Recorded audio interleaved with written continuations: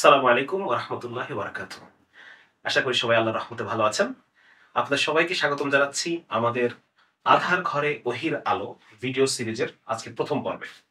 মূলত এই সিরিজটি আমরা সাজিয়েছি আ যারা ন-মুসলিম ভাইয়েরা আছেন, তাদের যে ইসলাম গ্রহণের পথে তাদের যে একটা জার্নি টু ইসলাম, সেই আ জার্নি নিয়ে আলোচনা আলোচনা করার জন্য তারা তাদের অভিজ্ঞতাগুলোকে বলবেন। সেই অভিজ্ঞতাগুলো থেকে আমরা বিভিন্ন শিক্ষা নিব এবং সেইজন্যই আমাদের এই ভিডিও সিরিজের যাত্রা।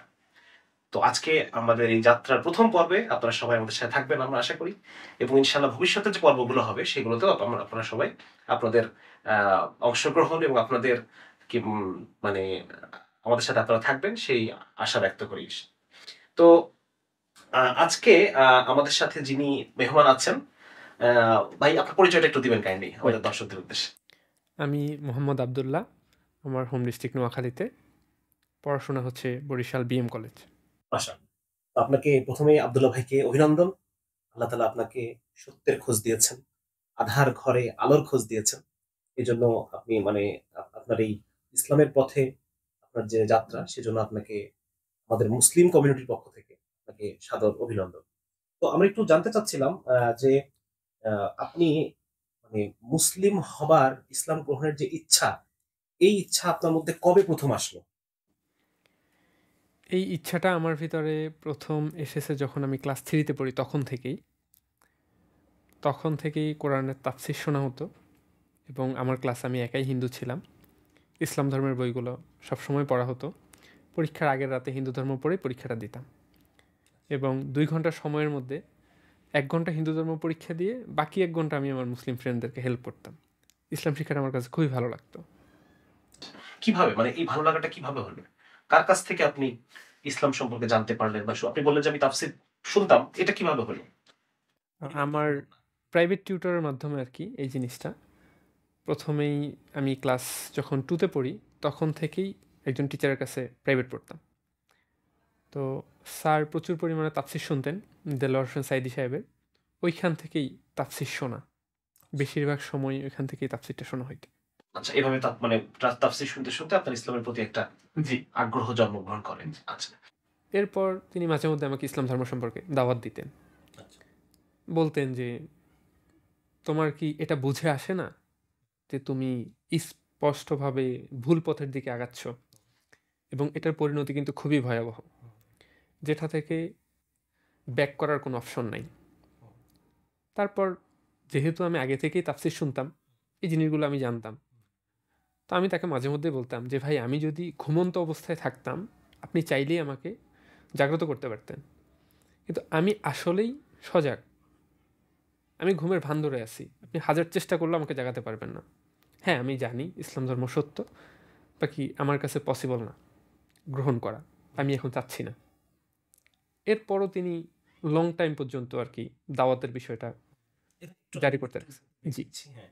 তো আ দর্শকরা এখানে একটা চমৎকার জিনিস কিন্তু আমরা জানতে পারলাম। সেটা হচ্ছে যে এই যে ইসলাম ধর্ম সত্য এবং কিন্তু আমি এটাকে গ্রহণ করতে পারছি না। পারিপার্শ্বিক কারণে, বিভিন্ন কারণ আছে, তাই না? আমার পরিবারের কারণে, সমাজের কারণে বিভিন্ন বিষয় আছে। আবার আ আমাকে এই পরিচিত পরিবেশ পুরোটাই স্যাক্রিফাইস করতে হবে ইসলাম গ্রহণ করতে। তো এই যে এই পয়েন্টটা, এই জায়গায় কিন্তু অনেক অমুসলিম কিন্তু এখানে এসে আটকে যান, ঠিক না? অনেক অমুসলিম এই জায়গাটাতে এসে উনারা আর সামনে আগাতে চান না বা আগাতে পারেন না। সিদ্ধান্ত নিয়ে নেন যে, "না, আমি যদিও জানছি যে ইসলাম সত্য, ইসলাম আমার হিন্দু ধর্ম এটা আ বোঝা যাচ্ছে যে এটা মানুষের গড়া, বাতিল ধর্ম এটা বোঝা যাচ্ছে। ইসলামকে সত্য আ আমি প্রতীয়মান হচ্ছে আমার কাছে। কিন্তু স্টিল আমি ইসলাম গ্রহণ করব না।" এই পয়েন্টটা কিন্তু আমরা জানলাম, যদি আমরা তো জানতাম যে এরকম একটা সমস্যা হয়। তো আজকে আমরা একটা প্রমাণ পেলাম যে ভাই আসলেই এই পয়েন্টে এসে আটকে গিয়েছিলাম। ঠিক আছে না? তো এখন আ মানে আমি জানতে চাচ্ছি একটু যে এটা তো একটা শুরুতেই একটা আগ্রহ আপনি পেলেন। কিন্তু কখন আপনি সিদ্ধান্ত নিলেন যে আমি মুসলিম হয়ে যেতে চাই? আমি আমার কমিউনিটিকে, আমার ধর্মকে, আমার সমাজকে পরিত্যাগ করে আমি পরিপূর্ণভাবে ইসলামের মধ্যে আসতে চাই। এই সিদ্ধান্তটা আপনি কখন নিলেন? এই সিদ্ধান্তটা নেয়া হয়েছে ২০১৮ সালে। এর পরবর্তীতে ২০১৯ সালে আরকি এটা বাস্তবতায় রূপান্তরিত হয়। ঠিক আছে, যে আলহামদুলিল্লাহ আল্লাহর তৌফিক। এবং আপনার কাছে আরেকটু আমি জানতে চাই, আরেকটু বিস্তারিত জানতে চাচ্ছিলাম। আপনার কি কারণে আপনার মনে হলো যে হিন্দু ধর্মটা সত্য ধর্ম না এবং এটা ত্যাগ করার ইচ্ছা বা আ মানে এবং ইসলামটাই যে একমাত্র সত্য ধর্ম, হিন্দু ধর্মটা যে একটা মিথ্যা এবং বাতিল ধর্ম, এটা আপনার কাছে মানে কিসের প্রেক্ষিতে মনে হলো? এটা একটু একটু বিস্তারিত বলবেন যেন আমাদের দর্শকরা বিষয়টা গভীরে যেতে পারে। জি, প্রথমে যে বিষয়টা, যে হিন্দু ধর্মের আসলে ধর্ম বইয়ের যে কথা, সেটা এবং বাস্তবতা দুইটো কিন্তু বিপরীত দিকে অবস্থান করে। যেমন হিন্দুদের ধর্মগ্রন্থ সম্পর্কে যদি বলতে হয়, এখানে বলা আছে ঈশ্বর এক ও অদ্বিতীয়। কিন্তু বাস্তবিক ক্ষেত্রে আমরা যখন মন্দিরে যাই, তখন দেখি যে দ্বিতীয়ের কোনো অভাব নেই। দ্বিতীয়, তৃতীয়, চতুর্থ, পঞ্চম এভাবে ধারাবাহিকভাবে চলতেই থাকে। বাকি এটার শেষ মাত্রা কতটুকু, এটা পর্যন্ত জানা যায় না। যেমন আমরা বাংলাদেশের প্রেক্ষাপটে যদি দেখি, হিন্দু পরিবারগুলোতে যে যে দেবদেবীর পুজো অর্চনা করা হয়, ভারতের দিকে যদি আমরা তাকাই, সেটার কিন্তু ভিন্ন একটা চিত্র আমরা দেখতে পাই। দেবতার দিক থেকে একটা অন্যরকম পরিবর্তন আসে। বা শ্রীলঙ্কার দিকে যদি আমরা তাকাই, সেখানেও একটা পার্থক্য দেখা যায়। তো আসলে এই জিনিসটা হচ্ছে সবাই সবার মন গড়া মতো ধর্ম তৈরি করে নিচ্ছে। যার যাকে ভালো লাগছে পূজা করতেছে, যার যাকে মন চাইছে সে সেভাবে ডাকতেছে। হুম, এখান থেকে আপনার কাছে মনে হলো যে আসলে এটা একটা জি। সত্য ধর্ম এরকম হতে পারে না। সত্য ধর্ম কেন এমন হবে? তো আপনার ইসলাম গ্রহণের যে মানে ঘটনাটা আপনি শাহাদা পাঠ করলেন, হ্যাঁ? মানে এই যে সময়কার যে একটা ঘটনা এবং এই সময়কার যে একটা আহ, আবেগের যে বিষয়গুলো আছে, এই বিষয়গুলো একটু আমাদেরকে জানাবেন। ঘটনাটা একটু দীর্ঘ। যে আমি যখন ক্লাস 3 থেকে 8 পর্যন্ত ইসলামের দিকে প্রবল টান আকর্ষণ করি, আচ্ছা। এই সময়টা একভাবে চলতেছিল।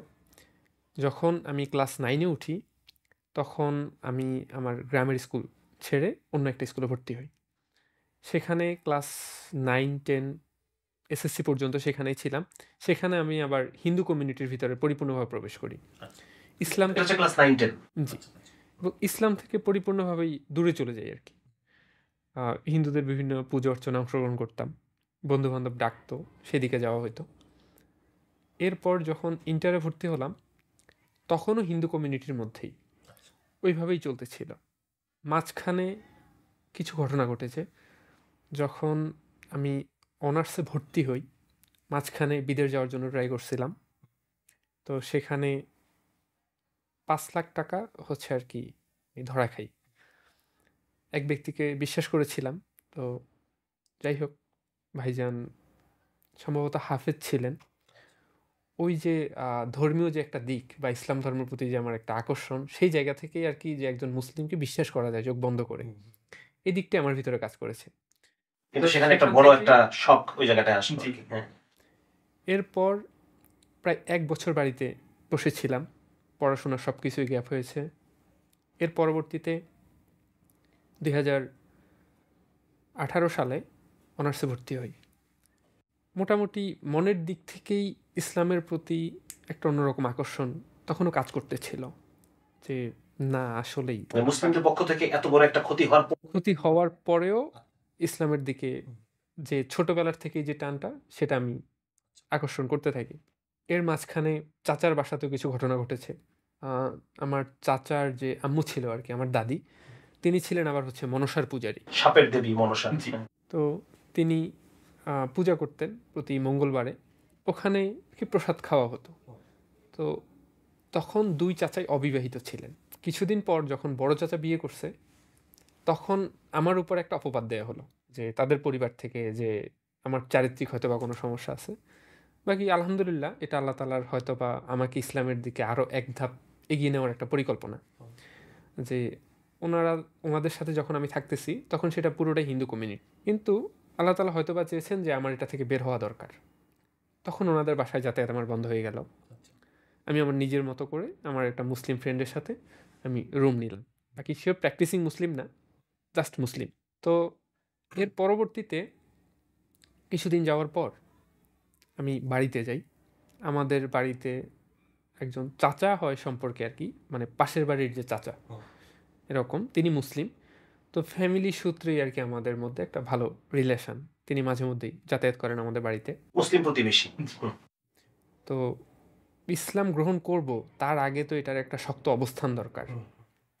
তখন আমি চাচাকে বললাম যে, "আমি এরকম চাচ্ছি। ইসলাম ধর্ম গ্রহণ করতে এটা কি কোনো সমস্যা কিনা, বা কি আমার পরিবারের দিক থেকে বা সব দিক থেকে আমি কি করতে পারি।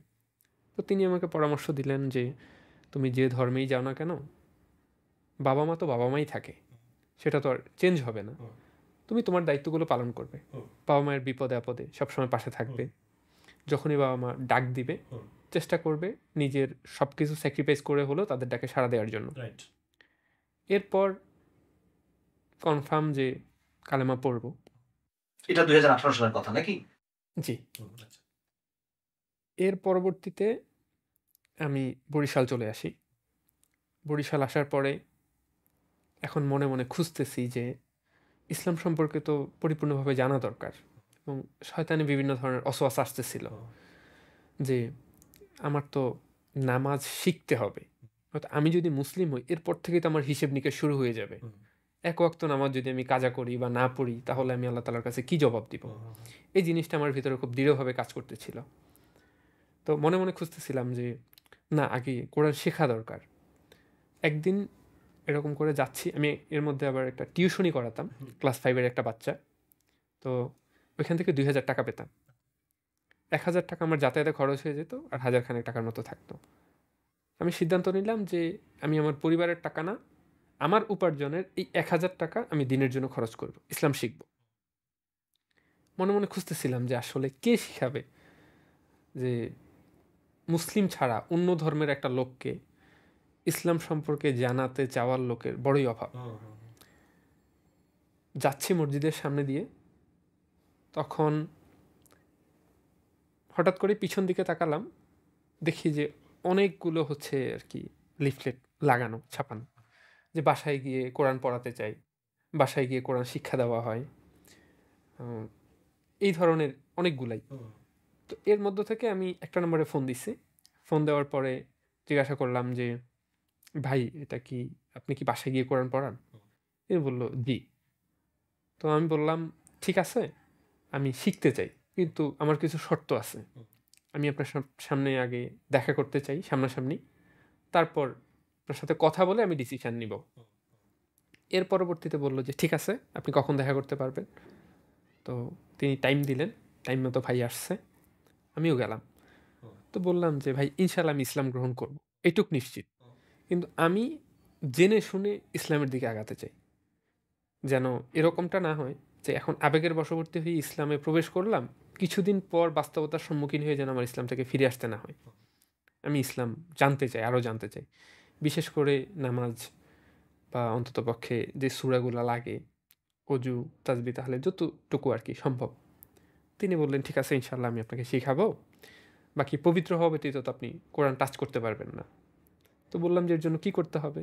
তিনি বললেন অজু করতে হবে আর পবিত্র কাপড় চোপড় পরতে হবে, আপাতত আপনার জন্য এইটুকু যথেষ্ট, যে আপনার শরীরে কোনো যেন নাপাক না থাকে। তো আলহামদুলিল্লাহ ভাই আমাকে পড়ানো শুরু করছে। এর ভিতরেও আমি টাইম নিচ্ছি যথেষ্ট, কালেমা আর পড়তেছি না। বলতেছে হ্যাঁ পড়বো, যে না আরেকটু। বিশেষ করে মানুষের ভিতরে রিজিকের পেরেশানিটা খুব দৃঢ়ভাবে কাজ করে, যে আমি যদি ইসলামের দিকে পরিপূর্ণভাবে চলে যাই, আমার ফ্যামিলির সাথে সমস্যা থেকে আমার টাকা পয়সা বন্ধ হয়ে যাবে, বিভিন্ন ধরনের সমস্যা।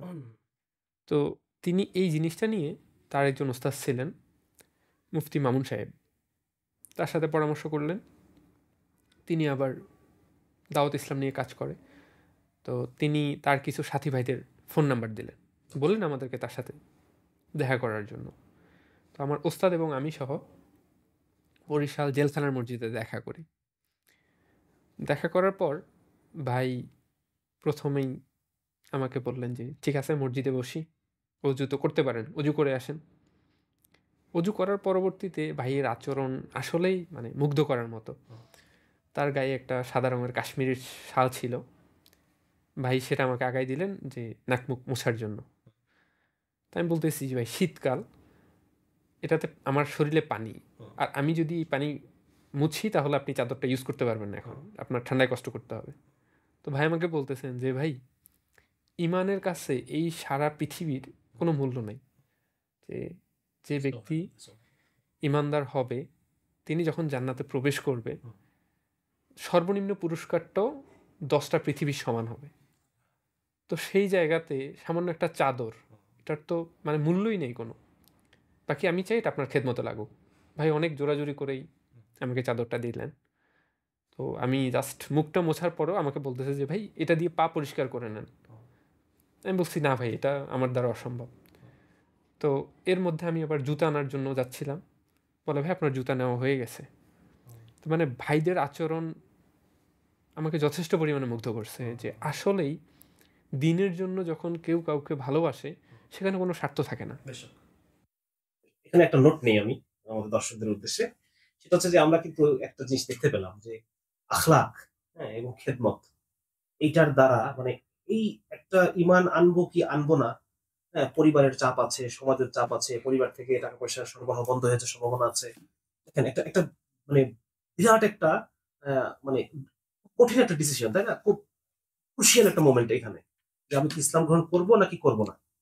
এই যে সংশয় এবং দ্বিধাদ্বন্দ্বের যে একটা ক্রুশিয়াল মুহূর্ত, আমরা কেবলই আলোচনা করছিলাম যে অনেক অমুসলিম এই পয়েন্ট থেকে ফিরে যান, এই পয়েন্ট থেকে ফিরে যান। তো এই পয়েন্টটাতে তার অন্তরটাকে ঝুঁকিয়ে দেওয়া, এটা সম্ভব আখলাক এবং খেদমতের মধ্য দিয়ে। ঠিক যে ঘটনাটা ঘটলো, আমরা দেখলাম যে তার চাদর এগিয়ে এগিয়ে দিলেন, একটা দামি চাদর এগিয়ে দিলেন পা মোছার জন্য, এবং তার জুতাগুলোকে বহন করে নিলেন। এই যে একটা অন্তরের উপরে যে একটা প্রভাব, একটা মুগ্ধতা, এই মুগ্ধতাটা কিন্তু কি করলো, ওই ক্রুশিয়াল পয়েন্টে তাকে ঠেলে ইসলামের দিকে পাঠিয়ে দিল, হ্যাঁ, ইমানের দিকে পাঠিয়ে দিল। আর এটা কিন্তু আমাদের খুব চমৎকার ভাবে আমরা নোট করতে পারি যে অমুসলিম ভাইয়েরা যে জায়গায় এসে আটকে যান, ওই জায়গাটাতে আমাদের মুসলিমদের যে অ্যাপ্রোচ, আমাদের মুসলিমদের যে খেদমত, আমাদের মুসলিমদের যে সদাচরণ হাদিসে উল্লেখ করা রয়েছে, কোরআনে উল্লেখ করা রয়েছে, এটাই পারে তাকে ওই শেষ মুহূর্তের ক্রুশিয়াল সিদ্ধান্তটা নেওয়ার ক্ষেত্রে সাহায্য করতে। শেষ মুহূর্তে তাকে একটা অন্তরকে একটা ছোট্ট ধাক্কা দিয়ে ইসলামের মধ্যে প্রবেশ করিয়ে দিতে, ইমানের দিকে প্রবেশ করে দিতে আমাদের এই আখলাক এবং আমাদের এই আচরণের অনেক বড় ভূমিকা রয়েছে। এখান থেকে কিন্তু আমরা সেটা একটা নোট আমরা নিতে পারি। হ্যাঁ ভাই, আপনি কন্টিনিউ করেন। এর পরবর্তীতে এশার নামাজের টাইম হলো, আজান হয়েছে, তারপরে জামাতের সময় হলো। ভাই বললেন যে আসেন নামাজ পড়ি। আমি ভাইকে বলতেছি ভাই আমি তো কিছুই পারি না। তো আমাকে বলতেছে যে যেভাবে ইমাম সাহেবের পিছনে মুক্তাদিগণ যেভাবে যা যা যা কিছু করে করবে আপনি করবেন। আপনি সেভাবেই করবেন। তো এরপরে আমি বলছি যে না ভাই, করবো ইনশাল্লাহ পরে, কিন্তু এখন না। তারা নামাজ পড়ছেন, আমি বসেই ছিলাম মসজিদের বারান্দাতে, সেদিন আর নামাজ পড়ি নাই। তখন আমার ভিতরে আরেকটা অসুয়াশা কাজ করতেছিল।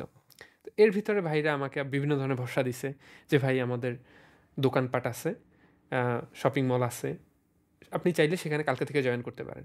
যে আপনি যেহেতু রিজিক নিয়ে পেরেশানি করেন, তো চাইলেই আপনি যে টাকা পয়সার ব্যবস্থা হয়ে যাবে, কোনো সমস্যা নেই, আপনি চাইলেই আমাদের সাথে জয়েন করতে পারেন। তখন অন্য একটা যে অসুবিধা কাজ করলো সেটা হচ্ছে যে আমি তো কলেজে পড়ি, আমার অনেকগুলা মেয়ে বান্ধবী আছে, বাকি আমি যদি ইসলামে প্রবেশ করি তখন তো এটা আমার গুনাহের কারণ হয়ে দাঁড়াবে। বাকি আমি এই সব কিছু বাদ দিব, একদম ফেরেশতার মতো পবিত্র হয়ে যাব, তারপর ইসলাম প্রবেশ করব। আচ্ছা, এটা আরেকটা মানে শয়তান ছাড়ে না, না শয়তান হচ্ছে লেগেই থাকে। হ্যাঁ, একজন ইসলামে মানে প্রবেশ করবে, এটা তো শয়তানের পক্ষে মেনে নেওয়া সম্ভব না। হ্যাঁ, এরপর অনেক দিন চলে যায়, বাকি তার মধ্যে সূরা কেরাতগুলো মোটামুটি আয়ত্ত হতে থাকে। এরপর ভাই আমাকে একদিন দাওয়াত দিলেন যে ভাই আসেন, আরেকজন মুসলিম ভাই আসছে, তার সাথে আপনার পরিচয় করিয়ে দিই। তো সেই ভাইয়ের যে বিষয়টা ছিল, তিনি ইসলামের দিকে এসেছিলেন, পরবর্তীতে আমরা তাকে হারিয়ে ফেলেছি, তার সাথে আমাদের আর এখন পর্যন্ত কোনো যোগাযোগ নেই। আমরা চেষ্টা করেছি যথেষ্ট পরিমাণে। তো ওই ভাইয়ের সাথে ওই দিন সাক্ষাৎ হলো। আমরা মানে সব প্ল্যান প্রোগ্রাম করছি যে না ইসলাম গ্রহণ করব, কিন্তু আরও পরে। এই জিনিসটা আর কি, যে গুনাহ থেকে পরিপূর্ণভাবে বের হইতেই হবে, নয়তো ইসলাম গ্রহণ করলে তো সমস্যা, আমার তো আল্লাহর কাছে জবাবদিহিতা করতে হবে। মানে এটা একটা ধোঁকা শয়তানের, জি, না যে তুমি ঈমান আনবা পরে আনো, আগে তুমি আগে ভালো হয়ে আগে যাও। ভালো হয়ে নাও। হ্যাঁ, দেখেন কিভাবে শয়তান, মানে একজন মানে মুসলিমকেও মুসলিম দেখেন, আমরা কিন্তু মুসলিমরা কিন্তু এই ধরনের ধোঁকার মধ্যে থাকি। আমরা মুসলিমরা চিন্তা করি যে হ্যাঁ আমরা নামাজ কালাম পড়া বা ইসলামের মধ্যে পরিপূর্ণভাবে দাখিল হওয়া এটা তো বুড়া বয়সে করবো, বা এটা এখন ভার্সিটি লাইফে আমরা আছি, একটু মৌজ মাস্তি করছি, বিভিন্ন মেয়ে বন্ধুরা বা বিভিন্ন ভার্সিটি প্রোগ্রাম টোগ্রাম হ্যান ত্যান। তো যখন ভার্সিটি লাইফটা শেষ হয়ে যাবে বিয়ে শাদী করে ভালো হয়ে যাবে, হ্যাঁ বিয়ে শাদী করে পরিপূর্ণ ইসলামের মধ্যে দাখিল হবো। বা কেউ চিন্তা করে যে হ্যাঁ এখন তো বিভিন্ন দুনিয়ার কাজে ব্যস্ত, শেষ বয়সে একটা হজ করব, হজ করে পরিপূর্ণ শুদ্ধ হয়ে এরপর ইসলামের মধ্যে পরিপূর্ণভাবে আসবো। দেখেন এই যে একজন অমুসলিমের যে একটা দোলাচল আর আমাদের মুসলমানদের যে একটা দোলাচল, এই দুটোর মধ্যে কিন্তু আসলে খুব বেশি পার্থক্য নেই, ঠিক না? মানে আসলে আমরাও কিন্তু দেখা যাচ্ছে যে মানে লাইফ স্টাইলের দিক থেকে একজন মুসলিম ও মুসলিমের মধ্যে কোনো পার্থক্য নেই, কোনো লাইফ স্টাইলের দিক থেকে কোনো পার্থক্য নেই আমাদের। এটা খুব আফসোসের বিষয় যে আমরা আজকে যারা বংশগত মুসলিম, হ্যাঁ, আমরা জন্মগতভাবে যারা ইসলাম পেয়েছি, তারাও আজকে আমরা ইসলামের যে প্রকৃত যে মানে বুঝ বা প্রকৃত যে কদর করার আমাদের কথা ছিল সেটা আমরা করতে পারছি না। ইসলামকে পরিপূর্ণভাবে মেনে চলার পরিবেশ পাওয়া সত্ত্বেও আমরা পারছি না। সেখানে এইসব এই যে নমুসলিম ভাইরা তারা কত কষ্ট কত কুরবানি করে তারা এই ইসলামকে পাচ্ছেন এবং ইসলামের মানে ইসলাম অনুযায়ী চলার জন্য কত চেষ্টা তারা করছেন। এখানে আজকে আমরা বংশীয় মুসলমান হয়েও আজকে আমরা ইসলামকে দূরে ঠেলে দিচ্ছি, ইসলামকে পায়ে মানে পায়ে ঠেলছি। তো এটা আসলে আমাদের খুব আফসোসের বিষয়। এই জায়গাটা আমরা বুঝতে পারলাম যে আসলে আহ, ইমানের পথের জার্নি এটা মুসলিম করুক বা অমুসলিম যেই করুক না কেন, শয়তান বিভিন্ন রূপে তার সামনে হাজির হয়। তুই একবারে ভালো হয়ে যা, তারপরে একবারে ই করবি। অনেক আমাদের বোনরাও এরকম একটা একটা ঝামেলার মধ্যে থাকেন, তারাও চিন্তা করেন যে যে পর্দা একবার করব, করে যদি আবার ছেড়ে দিই, এর চাইতে একটু বয়স টয়স হোক, একটু ভারী বয়স হোক, তারপর শুরু করবো, তাই না? মানে এই যে পিছিয়ে দেওয়া, পিছিয়ে দেওয়া, ইসলামকে পিছিয়ে দেওয়া, ইসলাম পালনকে পিছিয়ে দেওয়া, তওবাকে পিছিয়ে দেওয়া, হ্যাঁ, এটা কি কিন্তু ওনাদের ক্ষেত্রেও যেরকম হয় আমাদের মধ্যে ক্ষেত্রেও সেরকম একই রকম হচ্ছে। এই বিষয়টা আমরা একটু জাস্ট নোট করলাম আর কি, ঠিক আছে? হ্যাঁ। এর পরবর্তীতে আরেকদিন তিনি দাওয়াত দেন আমাকে। বলে, "ভাই আসেন আপনার সাথে একটু কথা বলি।" তো বিএম কলেজের মসজিদেই আমরা বসলাম। বসার পর ভাই আমাকে বলতেছে যে, "কি সিদ্ধান্ত নিলেন? অনেক দিন তো হলো।" বললাম, "ওই একই অবস্থানে আছি।" এরপর তিনি আমাকে বলতেছেন যে, "দেখেন ভাই, আপনার যদি 20,000 টাকার প্রয়োজন হয়, আপনি কি করবেন?" ১০ জনকে বললেন। কেউ ৫০০ টাকা, কেউ ১০০ টাকা, কেউ ২,০০০ টাকা করে আপনাকে দিল। সেখানে আপনার ১০,০০০ টাকা হলো। এখন আপনি চাচ্ছেন একসাথে ২০,০০০ টাকা। এখন বুদ্ধিমানের কাজ কোনটা হবে? যে এই ১০,০০০ টাকা নিয়ে বাকি ১০,০০০ টাকার জন্য চিন্তা ফিকির করা, নাকি একসাথে ২০,০০০ টাকা আসবে তারপরে সেটা নিব? চমৎকার উদাহরণ দিয়েছে, মার্শাল্লাহ। হ্যাঁ, তো আমি বললাম যে, "না, ১০,০০০ টাকা নেওয়ার পর বাকি ১০,০০০ টাকার জন্য যদি আমি চিন্তা ফিকির করি, এটাই বুদ্ধিমান। তাহলে আমার টেনশনটাও কম হবে, আর এটাই বুদ্ধিমানের কাজ হুম, হবে।" হুম, এর পরবর্তীতে হুম, ভাই যখন আমাকে বলতেছেন এই কথাগুলা, তারপর বলতেছেন যে, "ভাই, আপনি যদি ইন্তেকাল করেন এখন এই মুহূর্তে, তাতে করে কিন্তু আপনি জান্নাতে যাবেন, হুম, এটার কিন্তু কোনো নিশ্চয়তা নাই। কেননা আপনি অন্তরে স্বীকার করলেও মুখে কিন্তু স্বীকার করতেছেন না। বাকি বাস্তবিক দিক থেকে আপনি ইসলাম পালন করতেছেন না। বিশ্বাস করতেছেন, তাও পরিপূর্ণ না। তো আর একটা মানুষ যখন অন্তর থেকে বিশ্বাস করে যে ইসলাম ধর্ম সত্য, আল্লাহ তাআলা এক ও অদ্বিতীয়, এবং মহানবী হযরত মুহাম্মদ সাল্লাল্লাহু আলাইহি ওয়াসাল্লাম হুম, আল্লাহ তাআলার নবী এবং রাসূল, তখনই কিন্তু সে মুসলিম হয়ে যায়। হুম, বাকি আপনি যেটা করতেছেন সেটা জাস্ট একটা শয়তানের ধোঁকা। হুম। আপনি ইসলাম থেকে পালিয়ে বেড়াচ্ছেন। আপনার ফিরে আসা উচিত। হ্যাঁ, এরপর বললাম যে, "ঠিক আছে।" ভাইয়ের সাথে কথাবার্তা শেষ করে বাসায় গেলাম। আমার যে ওস্তাদ ছিলেন তাকে আমি ফোন দিয়েছি যে, "ভাই আপনি একটু তাড়াতাড়ি আসেন।" বলে, "কী ব্যাপার?" বললাম, "ভাই অনেক হয়েছে, আর না। আমি ইসলাম গ্রহণ করব। আমি কালেমা পড়ব। আপনি আসেন।" তো এই কথা শোনার পরেই ভাই আমাকে বললেন, "আপনি গোসল করে ফ্রেশ হয়ে নেন, আমি আসতেছি।" ভাই আসলেন। আসার পর আমাকে তার ওস্তাদের কাছে নিয়ে গেলেন, মুফতি মামুন সাহেব। তো সেই হুজুরের কাছে আর কি আমি কালেমা পড়লাম। আসরের নামাজ পড়ছি আগে, তারপর কালেমা পড়েছি। এরপর হুজুর শাহাদা পাঠ করালেন। মানে অন্যরকম একটা আত্মতৃপ্তি। এই যেই পয়েন্টে জানতে চাচ্ছি আমি আত্মতৃপ্তিটা এখন। যে আমরা অনেক সময় বিভিন্ন ভিডিওতে দেখি যে কালিমা পাঠ করার পরে কান্নায় ভেঙে পড়ছেন, তাই না? অনেকগুলো ভিডিও থেকে তো আমি দেখেছি যে অনেক মানুষ ওই সময়টা একজন মানুষ যে এতকাল আমি আল্লাহকে চিনি নাই, আজকে আমি চিনেছি আল্লাহকে। হ্যাঁ, এই যে একটা তৃপ্তি, এই যে একটা সাফল্য, হ্যাঁ, এই সময়টা আমি জানতে চাই। আমরা অনেক ভিডিওতে দেখেছি অনেক সময়। আপনার মুখে আমরা শুনতে চাই যে আপনার ওই মুহূর্তটা আপনার কাছে কেমন লেগেছে? যখন আসলে কালেমাটা পড়ানো হয় বা পড়া হয়, তখন একজন মুসলিম অন্তর থেকে এটা বিশ্বাস করে নেয় যে আমার পাশে দুনিয়াতে আল্লাহ তাআলা ছাড়া আর দ্বিতীয় কেউ নেই। যে আমি ইসলামের ভিতরে দাখিল হচ্ছি, প্রয়োজনে আমি আমার পরিবারকে ত্যাগ করব, আমার সমাজকে ত্যাগ করব, আমার দেশ, জাতি, ধর্ম, বর্ণ, সহায় সম্পত্তি যা কিছু আছে প্রয়োজনে আমি সবকিছু ত্যাগ করে দিব। শুধু একমাত্র আল্লাহ তাআলার জন্য। আর এছাড়া আর বিকল্প কোনো কিছুই মাথায় থাকে না। বা একটা মুসলিম সবাই কে কেমনভাবে ভাবে সেটা তো আর আমি জানি না। বাকি আমি আমার দিক থেকে বলতে পারি, রিজিকের যে পেরেশানি ছিল সেটা থেকেও আল্লাহ তাআলা মুক্তি দিয়ে দিছেন। মানে রিজিক নিয়ে কোনো চিন্তাই হচ্ছিল না। যে প্রয়োজনে মসজিদের বারান্দায় থেকে পুরোটা জীবন কাটায় দিব। প্রয়োজনে রাস্তায় থাকবো। সবচেয়ে বড় সম্পদ তো পেয়ে গেলাম। হ্যাঁ, এরকম একটা যেটা হোক যে না, কিন্তু ইসলামকে ধরতে হবে। একে ছাড়া যাবে না। সেটা যদি কেউ আমাকে কয়েকশো কোটি টাকার সম্পত্তি অফার করে যে না তুমি ইসলাম থেকে বের হয়ে আবার আগের জায়গায় ফিরে আসো, কিন্তু আমার পক্ষে এই জিনিসটা আর কখনোই গ্রহণ করা সম্ভব না।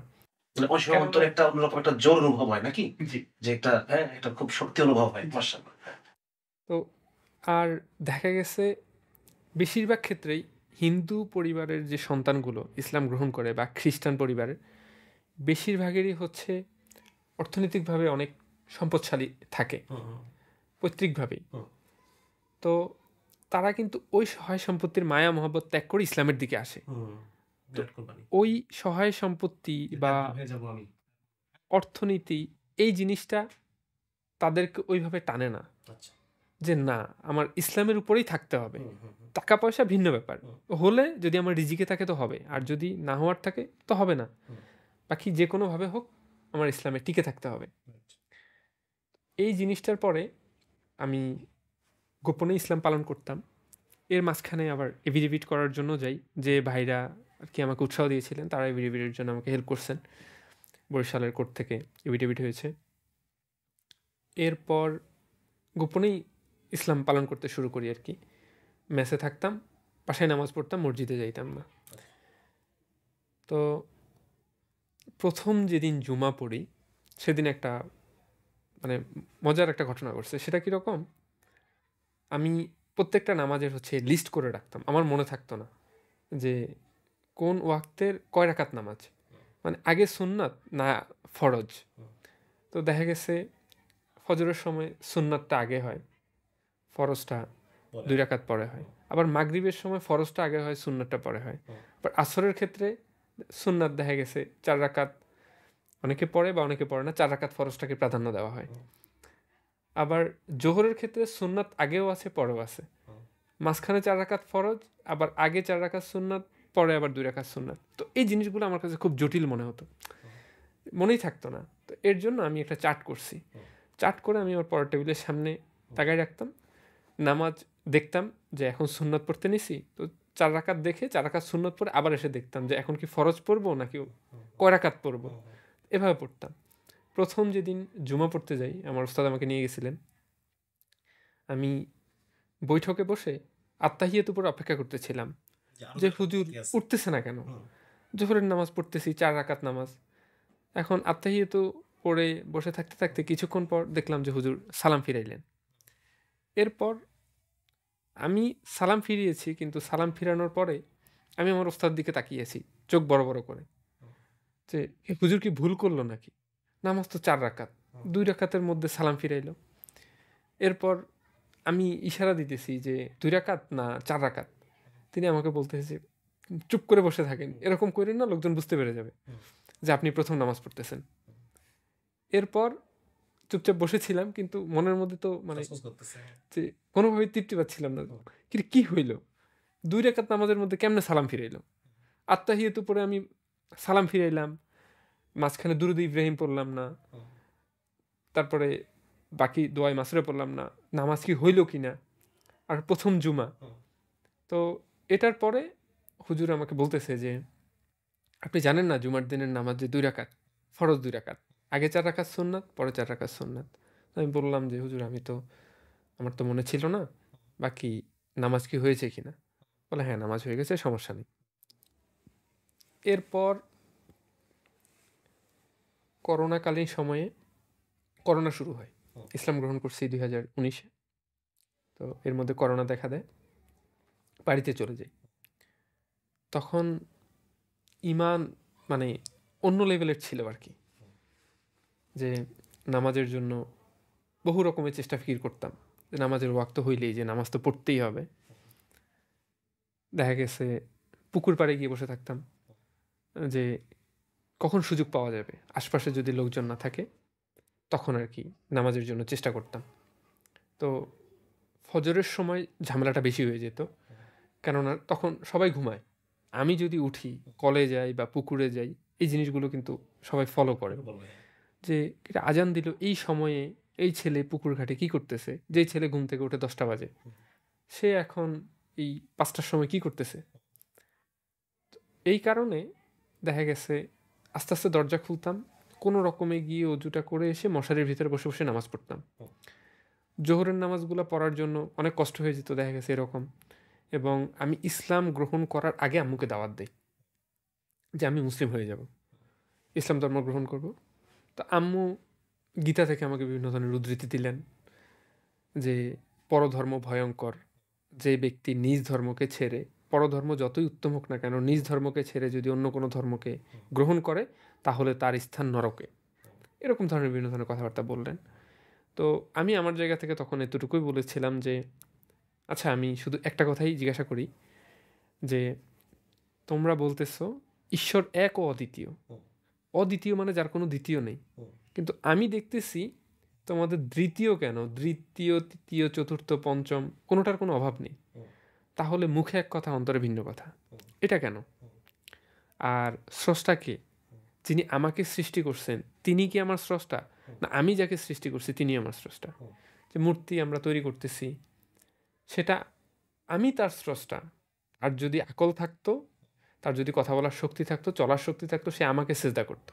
আমি তার স্রষ্টা, আমি তাকে সৃষ্টি করেছি, আমি তার আকৃতি দিয়েছি, তাকে মানে চেহারার বিভিন্ন ধরনের জিনিস আর্ট করতেছি, কাপড় পরাচ্ছি, যা কিছু করতেছি, তার সামনে খাবার দিচ্ছি। তো এটাতে তো আমি তার রব, তিনি তো আমার রব হতে পারে না। এই কথা বলার পর আম্মু কান্নায় ভেঙে পড়ছে। তো উনি আমাকে বলতেছিলেন যে হিন্দু ধর্মের যেসব পুরোহিতরা আছে, সমাজের অন্যান্য যেসব লোক আছে, তুই প্রয়োজনে তাদের কাছে গিয়ে বল, তুই নিজে পাগল হয়ে গেছো, এখন আমাকে পাগল বানানোর চেষ্টা করতেছো। তো তখন আমার মাথায় কোনো কিছু কাজ করতেছিল না, হাতের সামনে একটা দা ছিল আর কি, যে গাছ কাটার যে দা। তো আমি আম্মুর দিকে ওইটা আগাই দিলাম।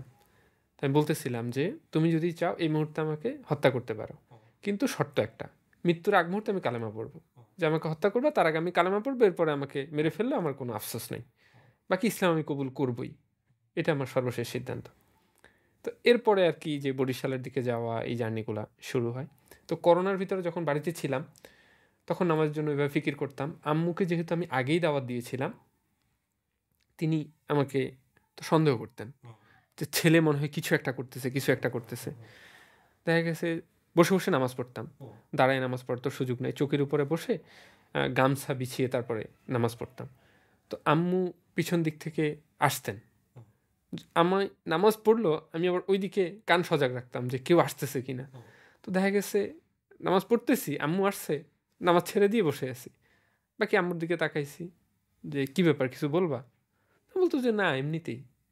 বাকি আম্মু আমাকে চোখে চোখে রাখতো, আমি আম্মুকে চোখে চোখে রাখতাম, যে কোনোভাবে যেন এই জিনিসটা নিয়ে যেন কোনো ঝামেলা সৃষ্টি না হয়। তো এরকম হইতো যে 4 রাকাত নামাজ পড়ছি, বাকি আত্তাহিয়াতু পড়ে সালাম ফিরাবো, এই অবস্থায় নামাজ ছেড়ে দেওয়া লাগতো। একই নামাজ 3 বার 4 বার 5 বার পর্যন্ত পড়তাম। এরপর আসরের সময় পুকুর পাড়ে চলে যেতাম, ছেলেপেলেরা খেলতে যেত, আমার আম্মু আবার টিউশনি করায়, তো বাসায় বাচ্চারা পড়তে আসে, তখন আসরের নামাজ পড়ার কোনো সুযোগই থাকে না, তো পুকুর পাড়ে চলে যেতাম। তো গ্রামের দিকে হয় কি, যে আম গাছ বা বিভিন্ন 2টা গাছের মধ্যে তক্তা পিটানো থাকে, যে বসার জন্য আর কি, যে বাতাস টাতাস খাওয়ার জন্য মানুষ এভাবে করে বসে আড্ডা দেয়। তো ওরকম একটা তক্তা ছিল বসার, তো ওইটার উপরে আমি অজু করে বসে নামাজ পড়া শুরু করতাম। তো একদিন এরকম হইল, এক ছেলে প্রায় মাগরিবের ওয়াক্ত হয়ে গেছে, সেদিন নামাজের সুযোগ পাচ্ছি না, আর অল্প কিছুক্ষণ সময় আছে, 15-20 মিনিটের মতো মাগরিবের ওয়াক্ত শেষ হয়ে যাবে। তখন নামাজ পড়তে বসছি, 2 রাকাত মনে হয় পড়া হয়েছে, এর ভিতরে একটা ছেলে আসছে, আইসে আমাকে ডাকতেছে। ডাকার পরবর্তীতে আর কি আমি কোনো সারা শব্দ রেসপন্স করতেছি না। তারপর সে গায়ে ধরে আমাকে ধাক্কা দিল। ধাক্কা দিয়ে বলতেছে যে, কি ব্যাপার, কথা বলতেছেন না কেন? বাধ্য হয়ে নামাজ ছেড়ে দিছি। নামাজ ছেড়ে দিয়ে বলতেছি যে, কি হয়েছে, নামাজ পড়তেছেন? বলি, না তো, আমি তো বসে আছি এই যে। আহ, তো তোর কেন মনে হলো যে আমি নামাজ পড়তেছি? বলে, না, এই যে মুসলিমরা যেরকম নামাজ পড়ে চুপচাপ, কোনো সারা শব্দ করে না, আপনি দেখি ওইরকম হাতটা বেঁধে কেমন যেন, মানে মনে হয় নিজে নিজে কিছু পড়তেছেন, আপনার দৃষ্টি একদিকে, আপনি অন্য কোনো দিকে তাকাচ্ছেন না, আপনাকে আমি এতবার ডাক দিতেছি, আপনি কোনো রেসপন্স করতেছেন না। তো আমি বললাম যে, আমি তো এমনি বসেছিলাম, আমি আমার নিজের কাজ করতেছিলাম, আমি কোনো কিছু নিয়ে চিন্তা করতেছিলাম, বাকি কিছু বলবি? বলে যে, না, এমনিতেই যাচ্ছি, আপনাকে দেখলাম এই জন্য ডাক দিলাম। তো ও চলে যাওয়ার পরে আসরের নামাজ পড়ছি। বাকি সেদিন যে আসরের নামাজ পড়ছি, নামাজ শুরু করছি, 4 রাকাত নামাজ পড়ছি, মানে কখন শুরু করছি কখন শেষ করছি বাকি এটা আমি অনুভবই করতে পারিনি। মানে নামাজ পড়তে পড়তে আর কি সব সূরা কেরাত তো মুখস্থ হয়েই গেছে, কি করতে হবে কোনটার পর কি, চিন্তা করে আর করা লাগে না। তো নামাজ পড়ে উঠার পর মনে হচ্ছে যে, নামাজ কি এত তাড়াতাড়ি শেষ হয়ে গেল, 4 রাকাত পড়ে ফেললাম। বাকি আসলে 4 রাকাত পড়া হয়ে গেছে, কিন্তু অন্যরকম একটা তৃপ্তি। আর বিশেষ করে যখন মানুষ কোনো প্রতিকূল পরিস্থিতিতে থাকে, তখন ইসলাম অন্যরকম একটা তৃপ্তি দেয়, যেটা হচ্ছে যে 5 তলায় থেকে যে ব্যক্তি ইসলাম পালন করে আর গাছতলায় থেকে যে ব্যক্তি ইসলাম পালন করে, দুজনের মধ্যে হয়তো একটা তফাৎ আছে। যে ব্যক্তি নিম্ন, মানে নিম্নবিত্ত বা নিম্ন মধ্যবিত্ত, সে ইসলামকে যেভাবে পালন করে আর বড় লোক বা ধনী শ্রেণীর লোকেরা যেভাবে পালন করে, এটার মধ্যে অনেকের ইসলামটা থাকে লোক দেখানো। যেমন ধনী লোক অনেকেই চিন্তা করে যে, নামাজ না পড়লে আমার সোসাইটির লোকজন কি বলবে, পরিবারের লোকজন কি বলবে। তো এই জিনিসগুলো চিন্তা করে অনেকে লোক দেখানোভাবে নামাজ পড়ে। কিন্তু যে ব্যক্তি দিন আনে দিন খায়, বা একজন রিক্সা চালক, সে নামাজ পড়লেও তাকে কেউ জিজ্ঞাসা করার নেই, না পড়লেও কেউ জিজ্ঞাসা করার নেই, কিন্তু সে যেটা করে সে অন্তর থেকেই করে। তো এই যে প্রতিকূল পরিস্থিতিতে থেকে যে ইসলাম পালনের একটা আত্মতৃপ্তি, বা তখন আল্লাহ তালার একটা অন্যরকম রহমত থাকে, এবং ইসলামে প্রত্যেকটা জিনিসই একটা অন্যরকম খুশু পাওয়া যায়, যে তৃপ্তি পাওয়া যায়। এর পরবর্তীতে রোজা আসছে। রোজার সময় আলহামদুলিল্লাহ প্রথম আর কি জীবনের রোজা রাখা, তখন এরকম হইল যে সেহরি করতে আমি উঠতে পারি না। আমি ওই 9টা থেকে 10টার দিকে ভাত খাইতাম, ওই খাবার উপরে সারাদিন রোজা রাখতাম, আবার হচ্ছে মাগরিবের সময় ইফতার করতাম। ইফতার বলতে তো স্বাভাবিকভাবে মুসলিমরা দেখা গেছে বিভিন্ন ধরনের ছোলা, গোশ বা বিভিন্ন জিনিস দিয়ে, কাবাব, হালিম, এগুলো দিয়ে ইফতারি করে। তো আমার ক্ষেত্রে আমি ইফতারি করার জন্য পানি ইউজ করতাম। আর আমাদের দোকানে মুদি দোকান, তো ওইখান থেকে কিছু ভুসি নিয়ে আসছিলাম। তো ওইটা দিয়েই আর কি ইফতার করা। ইফতার করেই পেটে প্রচণ্ড খিদা লাগতো, যেহেতু এক রাত 10টায় খাইছি। তো এরপরে ভাত খাইতাম। ভাত খাওয়ার পর আর রাত্র 10টা বা 11টার সময় ভাত খাওয়ার আর ইচ্ছে হইতো না। ওই মাগরিবের খাবার দিয়ে আবার পরের দিন রোজা রেখে আবার মাগরিবের সময় আর কি খাওয়া দাওয়া করতাম। তো এরকমভাবে চলতে থাকে। এরপর আম্মু জিনিসটা বুঝতে পারে। বুঝতে পারে কিভাবে? যে বাসায় যে চাচা যাতায়াত করতেন, তিনি একদিন বাসায় আসছেন, আমি তাকে বলতেছি যে, আপনি একটু বসেন, ইশারা দিয়ে বলতেছি যে আমি একটু নামাজ পড়ে আসি। ওই চাচা তো জানে, তো বলতেছে ঠিক আছে। তিনি আম্মুর সাথে গল্প করতেছেন পান টান খেয়ে। তো আমি নামাজ পড়তে গেছি।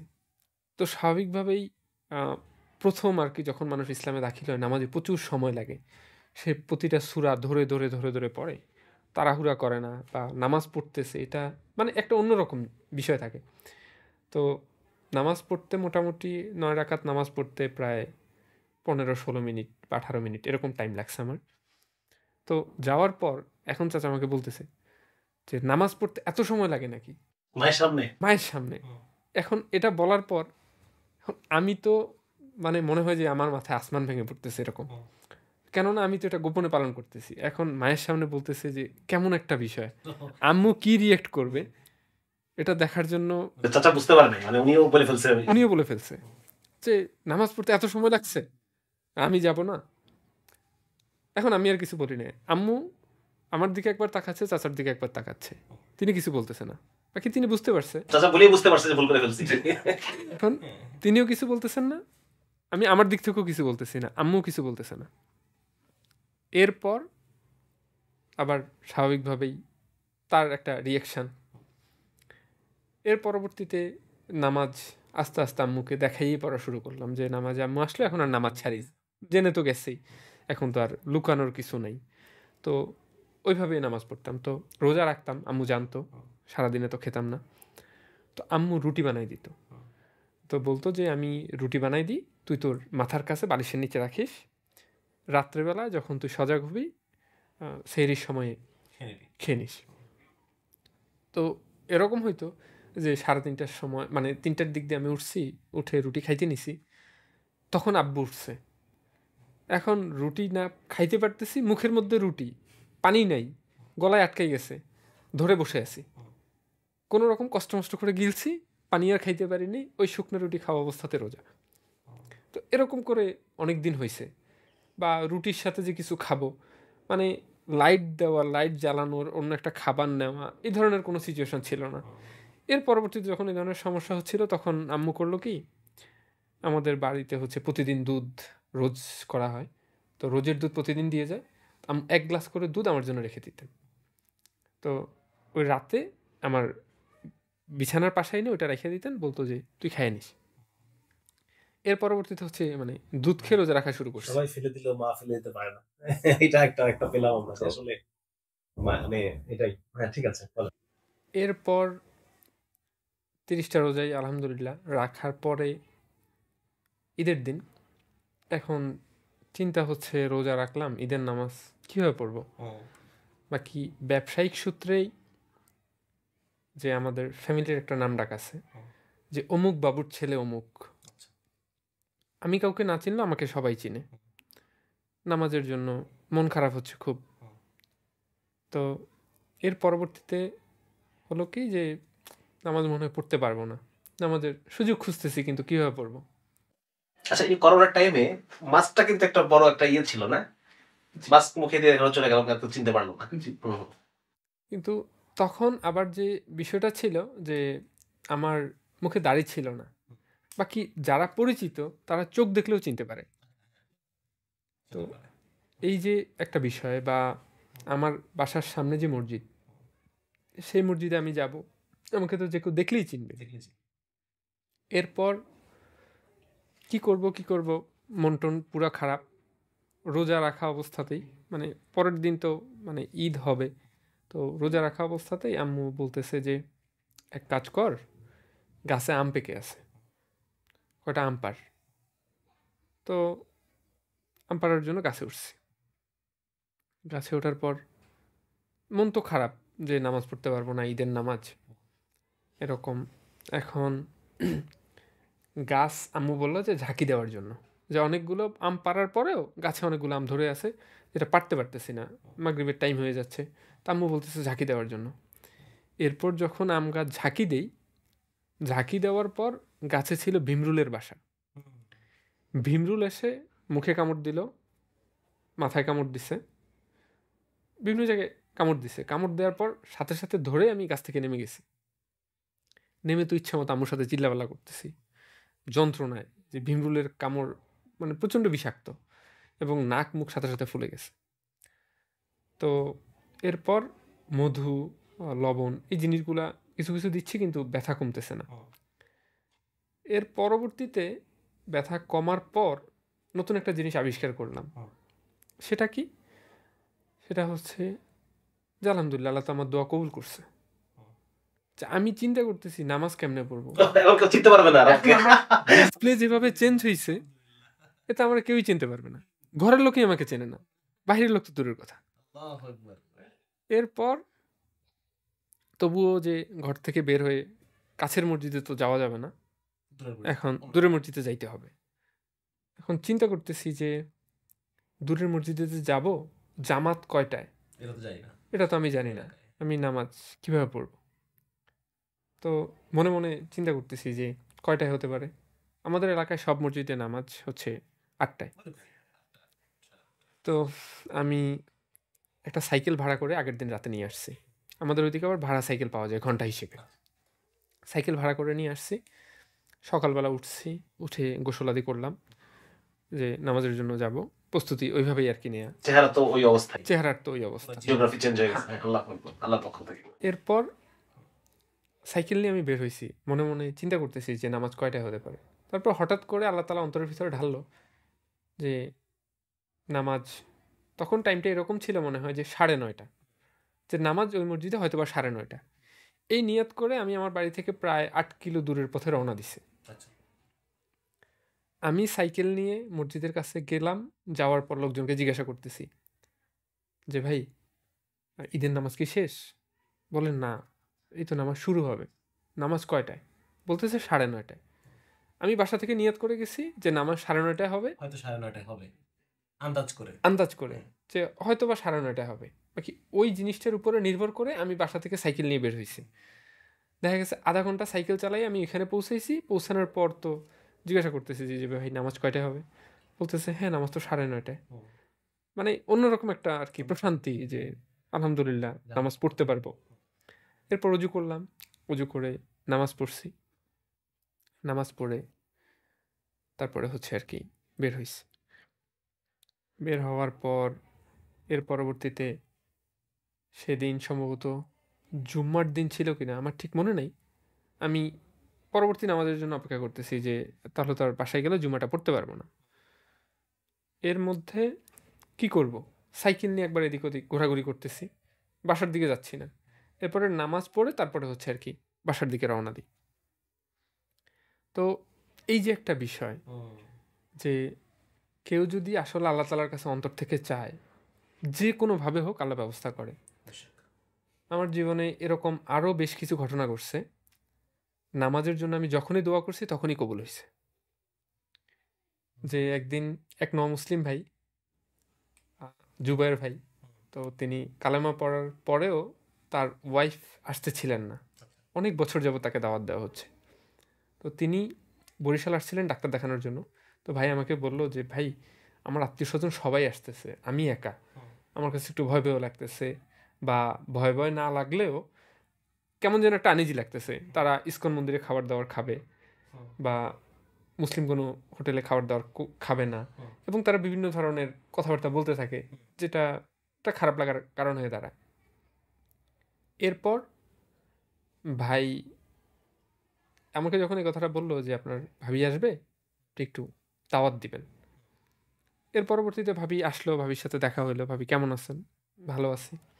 তো ভাবি আমাকে নালিশ দিচ্ছে, অবজেকশন দিচ্ছে যে ভাই বলেন তো আপনি, আপনার বোন যদি এই পরিস্থিতিতে পড়তো আপনি কি করতেন? যে আপনার বোন হিন্দু, এখন আপনার বোনকে বিয়ে করার পর আপনার বোন জামাই বলতেছে সে মুসলিম হয়ে যাবে বা সে মুসলিম হয়ে যায়, তখন আপনার অনুভূতিটা কি হতো?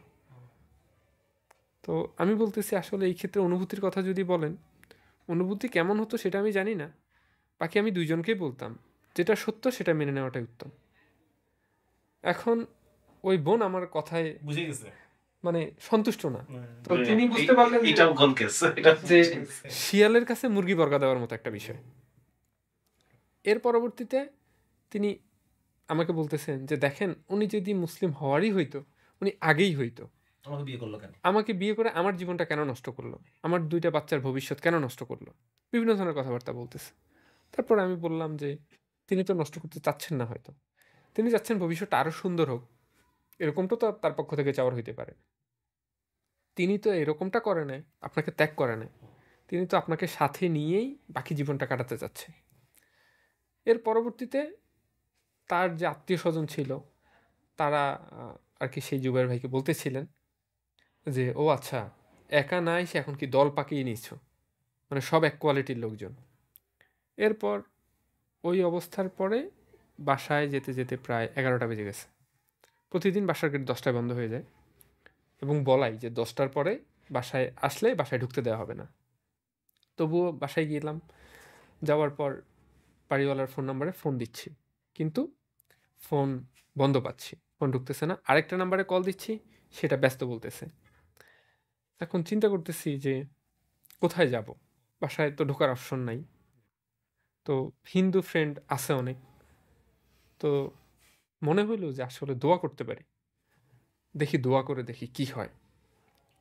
তো দোয়া করতেছি যে আল্লাহ, আমি যদি হিন্দু বাড়িতে যাই, আমার এশার নামাজটা হবে না, এশার নামাজ পড়া এখানেই শেষ, ফজরের নামাজও চলে যাবে, ওই বাড়িতে আমার থাকতে হবে এবং এটা আমার জন্য অনেক কষ্টকর। আল্লাহ, আমার নামাজ পড়া দরকার, যেভাবে হোক আমার নামাজটা যেন কাজা না হয়, আমি নামাজটা যেন পড়তে পারি। এর কিছুক্ষণের মধ্যেই আমি আবার নাম্বারে ফোন দিলাম। এর ভিতরে আমি প্রায় আধা ঘন্টার উপরে ট্রাই করতেছিলাম ওই নাম্বারে, কিন্তু কোনোভাবেই পাচ্ছিলাম না। এবার ফোন দেওয়া দোয়া করার পরে যখনই ফোন দিলাম, সাথে সাথে ফোন ঢুকলো। তো যেই বাড়িওয়ালা সব সময় হচ্ছে 10টা ওভার হইলেই খারাপ বিহেভ করে, গেট খুলতে যায় না, ঝামেলা করে। তো আমি ফোন দেওয়ার সাথে সাথে বলতেছে, ও আচ্ছা, তুমি ফোন দিচ্ছিলে এতক্ষণ, তো ফোনে মনে হয় ব্যস্ত পাইছো না, তোমার অনেক কষ্ট হয়েছে, অনেকক্ষণ বাইরে দাঁড়াইছিলা, তুমি দাঁড়াও, আমি এখনই গেট খুলতেছি। এত ভালো ব্যবহার তো করার কথা না। এত ভালো ব্যাপার তো কখনো করার কথা না। যে কি হইলো? তো তিনি বলতেছে যে আমি তোমার জন্য চিন্তা করতেছিলাম যে তুমি তো এখনো বাসায় ঢোকো নাই। মানে আমার কাছে বিষয়গুলো সব হচ্ছে আর কি মাথার উপর দিয়ে যাচ্ছিল, যে কিভাবে কি হচ্ছে, যে এরকমটা তো হওয়ার কথা না, যে আমাকে তো উনি খুব রাব বিহেভ করার কথা। এরপর বললাম যে আঙ্কেল, এক ভাই আসছিলেন ডাক্তার দেখানোর জন্য ওনার ওয়াইফকে নিয়ে, এই জন্য একটু দেরি হয়ে গেছে। ও আচ্ছা আচ্ছা, তো তাড়াতাড়ি বাসায় আসো। বাসায় ঢুকলাম, বাসায় ঢুকে আগে নামাজ পড়লাম। তো এর মধ্যেও অনেকবার এরকম হয়েছে যে নামাজের জন্য যখন দোয়া করছি, মানে আলহামদুলিল্লাহ আল্লাহ তালা ব্যবস্থা করে দিয়েছে। এর মধ্যে একদিন জুমার নামাজ পড়তে যাব, প্রচণ্ড বৃষ্টি হচ্ছে, ছাতা নাই, যাব কোনো পরিস্থিতি নেই, অটোগুলা যাচ্ছে, একটা অটো দাঁড়াচ্ছে না, 3জন ছিলাম আমরা একসাথে। এখন ভাইরা বলতেছে যে আজকে মনে হয় জুমার নামাজ পড়তে পারবো না।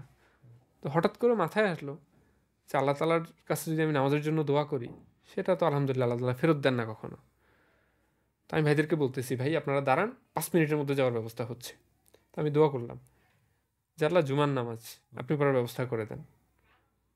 তো এই কথা বলার পরেই কিছুক্ষণ পর একটা অটো যাচ্ছে, অটোওয়ালাকে ডাক দিলাম যে ভাই, নামাজের জন্য যাব।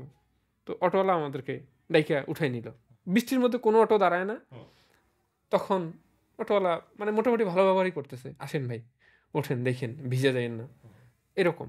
তো এরপর আলহামদুলিল্লাহ নামাজের ব্যবস্থা হয়েছে। তো আল্লাহ তালার কাছে কেউ যদি মন থেকে চায়, সেটা আল্লাহ তালা কবুল করেন। মাশাআল্লাহ, মাশাআল্লাহ, অনেক চমৎকার আলোচনা আমরা শুনলাম। আসলে এই আলোচনা থেকে মানে যেটা শিক্ষা আমি নিচ্ছি, যে আমি নিজে কি কখনো নামাজ কিভাবে ফিল করছি কিনা, হ্যাঁ, যে আমি নামাজ পড়া দরকার, আল্লাহ আপনি আমার জন্য নামাজের ব্যবস্থা করে দেন। মানে আসলে আমাদের তো কখনো প্রবলেম ফেস করতে হয় না নামাজের জন্য, আমি নামাজ পড়তে পারছি না, নামাজ পড়াটা রিস্কি, এই ধরনের কখনো অবস্থা তো আমাদের আসে নাই জীবনে। এই জন্য হয়তো কখনো আল্লাহর কাছে চাওয়া হয় না যে আল্লাহ আপনি আমার জন্য নামাজের ব্যবস্থা করে দেন। এবং এই যে বিষয়গুলো দেখা গেল যে আল্লাহ তার কুদরতকে জাহির করতেছে, আল্লাহ কুদরত দেখাচ্ছে, হ্যাঁ, যে বান্দা নামাজের জন্য দোয়া করতেছে এবং আল্লাহ তাআলা যেটা হওয়ার না সেটা হওয়ায় দিচ্ছে, হ্যাঁ, যেটা স্বাভাবিকভাবে হচ্ছে না সেটাকে আল্লাহ অস্বাভাবিকভাবে হয়ে যাচ্ছে জিনিসটা, তাই না? এই বিষয়গুলো আসলে চিন্তা করার বিষয় আছে যে নামাজকে আসলে আমরা এভাবে মিস করি কিনা। আমরা যারা দিনদার নিজেকে মনে করি, মুসলমান বংশীয় মুসলিম তো বাদই দিলাম, যারা এমনকি আমরা নিজেদেরকে একটু দিনদার মনে করি, আমরাও কি কখনো নামাজকে এইভাবে মিস করি কিনা? এই বিষয়গুলো আসলে আমাদের নিজেদের লজ্জায় পড়া উচিত, ঠিক না? আমাদের মুসলিম ভাইদের ঘটনাগুলো শুনলে লজ্জায় পড়ে যায় যে আসলে ওনারা ওনারা যে ধরনের ইসলামকে পালন করেন বা যেভাবে যে পরিমাণে ইমানকে তারা ধারণ করেন, আমি তো সেই পরিমাণে ধারণ করছি না। তো যাই হোক, অনেক মাশাআল্লাহ অনেক বিষয় সম্পর্কে জানতে পারলাম। অলরেডি কিছু বিষয় আচ্ছা, আমি একটু জানতে চাই যে এই যে মুসলিমদের প্রতি আমরা যারা বংশীয়ভাবে মুসলিম ইসলামকে পেয়েছি, জি। এদের উদ্দেশ্যে আপনার মানে কোনো কিছু বলার আছে কিনা? কারণ এটা একটা বিষয় যে আপনারা যে যারা মুসলিম ভাইরা আসেন তাদের জন্য আমরা বংশীয় মুসলিমরা আমরা কোনো অবলম্বন হয়ে দাঁড়াতে পারি না। তাদেরকে আমরা যেভাবে ওয়েলকাম করার কথা, যেভাবে আমাদের কমিউনিটির মধ্যে তাকে নিয়ে নেওয়ার কথা, সকল ধরনের সাপোর্ট তাদেরকে দেওয়ার কথা, হ্যাঁ, যেটা একটা ইসলামী রাষ্ট্র থাকলে যেটা করা হইতো, সেই জিনিসটা আমরা করতে পারি না সামাজিকভাবে। আমরা ব্যর্থ অনেক ক্ষেত্রে। তো এই জায়গাটা এই ক্ষেত্রে মানে মুসলিমদের প্রতি আপনি কিছু বলতে চান কিনা? এই ক্ষেত্রে বিষয়টা এমন হয়ে দাঁড়ায় যে কোনো একটা মুসলিমের সন্ধান যদি কোনো মুসলিম কমিউনিটি পায়, তারা নিজেদের কৃতিত্ব দেখাতে চান। যেমন আমি কালেমা পড়ার পর আমাকে অনেক ভাই দাওয়াত দিচ্ছেন এরকম, যে ভাই আপনি আমার সাথে চলেন, কোনো একটা মাহফিলে যাবেন, সেখানে গিয়ে হুজুরের সাথে নতুন করে কালেমা পড়বেন, ইসলাম ধর্ম গ্রহণ করবেন। আমি ভাইকে বলতেছি হুজুরের ক্রেডিট বাড়বে যে হুজুরের কাছ জি থেকে একটা মানে ফেস ভ্যালু বা সুনাম, যে মাশাআল্লাহ অমুক ভাই মাহফিল শুনে কালেমা পড়ছেন। প্রায় সময় আমরা কিন্তু এই থাম্বনেলগুলো দেখি ইউটিউব, যে এটা মানুষ ব্যবসা হিসেবে কাজে লাগায়, ইউটিউবারদের জন্য একটা বিজনেস হয়ে দাঁড়ায়। প্লাস সেই মাহফিলে কালেকশনের পরিমাণ অনেক বেশি হয়ে যায়, এবং পরবর্তী যে মাহফিলগুলা, ওই ধরনের মাহফিলগুলা হইলে বা ওই ধরনের প্রোগ্রামগুলো যখন হয়, তখন তাদের কালেকশনটা অনেক বেশি হয়। এই জিনিসগুলা তারা করেন। এরপর আমি ভাইকে বললাম যে ভাই যদি কখনো এরকম হয়, আমি সাবমেরিনে পানির তলায় আছি, যেখানে স্বাভাবিকভাবে কোনো মানুষের যাওয়ার কথা না, ওইখানে যদি আমি কালেমা পড়ি, আল্লাহ তালা কি মনে হয় আপনার, যে আল্লাহ তালা শুনতে সক্ষম? আল্লাহ তালা কি শুনবেন? বলে হ্যাঁ, আল্লাহ তালা তো অবশ্যই শুনবেন। তো ভাই আমি তো কালেমা পড়ছি এবং আমি তো মুসলিম, তো আমি স্টেজে উঠে মাইকে 50,000 লোকের সামনে কেন আবার আমার সেই কালেমা পড়তে হবে, যেই কালেমা আমার আল্লাহ তালা আমি গোপনে পড়ি বা প্রকাশ্যে পড়ি, যে অবস্থাতে পড়ি শুনে, তো সেটা কেন আমার স্টেজে উঠে পড়তে হবে? তো উনি বলতেছে যে ভাই আপনি জানি একটু কেমন, মানে আমি ওনার মতো না বা ওনাদের মতো না। পরবর্তীতে আমি বললাম যে ভাই দেখেন, কালেমা পড়া আল্লাহ তালার জন্য, আল্লাহ তালাকে সন্তুষ্টি করার জন্য এবং নিজে জান্নাতে যাওয়ার জন্য, এর বাহিরে আমার অন্য কোনো উদ্দেশ্য নাই। এবং বিশেষ করে মুসলিম কমিউনিটির মধ্যে বেশিরভাগ লোক এটা ধারণা করে মুসলিম মানেই হচ্ছে ভিখারি, যে তারা ভিক্ষার জন্যই হয়তো বা আসছেন, যে একটা মাহফিলে তাদেরকে নিয়ে যাবেন, তারা কালেমা পড়বেন, এরপরে 500-1,000 টাকা করে উঠাবে, 50,000 টাকা হবে, 1,00,000 টাকা হবে, সেটা তাকে দেওয়া হবে এবং হুজুরের একটা ক্রেডিট হইল, মুসলিমরা দান করলেন, এটা একটা বিষয় হইল। মানে আসলে কিন্তু আমরা মানুষটাকে ভিক্ষার দিকে ঠেলে দিচ্ছি, ছেড়ে দিচ্ছি। এবং ওই মানুষ এভাবে টাকা পেয়ে তার কিন্তু স্বভাব নষ্ট হয়ে যাচ্ছে। এবং বর্তমান সময়ে যেটা দেখা যায় যে অনেক মুসলিম নামধারী এই বিজনেসটা করতেছে, করে মসজিদে মসজিদে বা বিভিন্ন জায়গায় এই কাজটা করে। স্টেজে উঠে কালেমা পড়ে, এরপরে দেখা গেছে এক লোক একই কালেমা কয়েকটা জায়গায় পড়তেছে। 5 স্টেজে 5 জায়গায় উঠে পড়তেছে, তার 50,000 টাকা হচ্ছে, সে এটা আল্লাহ। মানে জমা করে রাখতেছে, পরবর্তী আবার কোথায় এরকম একটা অপরচুনিটি পাওয়া যাবে যেখানে আমি আরও কিছু কালেকশন করতে পারবো। তো এই জিনিসগুলা। আর মুসলিম কমিউনিটির মধ্যে আরও একটা বিষয় যেটা হচ্ছে, বর্তমানে অমুসলিমদের থেকে মুসলিমরা ইসলাম গ্রহণের ক্ষেত্রে একটা বাধা হয়ে দাঁড়ায়। তারা যে কাজগুলো করে সেটা হচ্ছে নিজেরা তো ধর্ম পালন করেই না, কোনো ব্যক্তি যদি ধর্মের দিকে ধাবিত হয় তারা চায় পিছন থেকে টেনে ধরতে।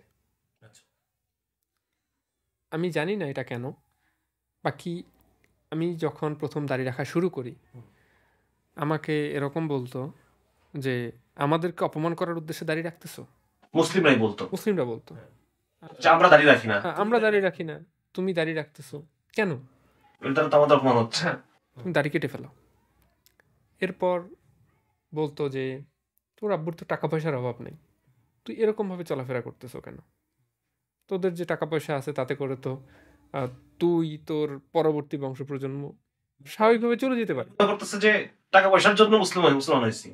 জানি না এদের মধ্যে কি ধরনের ধারণা কাজ করে। বাকি তারা এটা বোঝাতে চায় যে আমি আমার পরিবারের গণ্ডি থেকে যেন বাহিরে না যাই। বাকি তারা আমাকে এটাই বোঝাচ্ছে যে আমি সুখের জীবন ছেড়ে কেন ভিন্ন দিকে যাচ্ছি। এই জিনিসটা হয়তোবা তাদের চিন্তাভাবনার কারণ হয়ে দাঁড়ায় প্রিয় নাকি। দর্শক, আমরা এখানে একটা জিনিস কিন্তু আমরা এখান থেকে আরেকটা ইনপুট আমরা পাই, নোট পাই, সেটা হচ্ছে যে আমাদের মুসলিমদের কর্মকাণ্ডই অমুসলিমদের ইসলাম গ্রহণের পথে কিন্তু বাধা হয়ে দাঁড়ায় কখনো। হ্যাঁ, ঠিক যেরকম আমরা দেখলাম যে ওই যে ঠিক যেই দ্বিধাদ্বন্দ্বের মুহূর্তটাতে মুসলিমদের আচরণটা একটা বড় প্রভাব ফেলে। দ্বিধাদ্বন্দ্বের মুহূর্তটাতে একজন মুসলিমের আচরণই পারে তাকে ইসলামের দিকে একটা পুশ করতে। আবার ওই দ্বিধাদ্বন্দ্বের সময়টাতে একজন মুসলিমের আচরণই তাকে ইসলাম থেকে দূরে সরিয়ে নিয়ে যেতে পারে। হ্যাঁ, একইভাবে দেখা যায় যে আমাদের মুসলিমদের লেনদেন, আমাদের মুসলিমদের আচার আচরণ, আমাদের মুসলিমদের মানে অ্যাপ্রোচ গুলা এই সময়টাতে খুব ভাইটাল হয়ে দাঁড়ায়, যেটা আমরা বুঝলাম। ইসলাম গ্রহণের পরে ইসলাম পালনটাকে কঠিন করে ফেলছে কিন্তু মুসলমানরাই।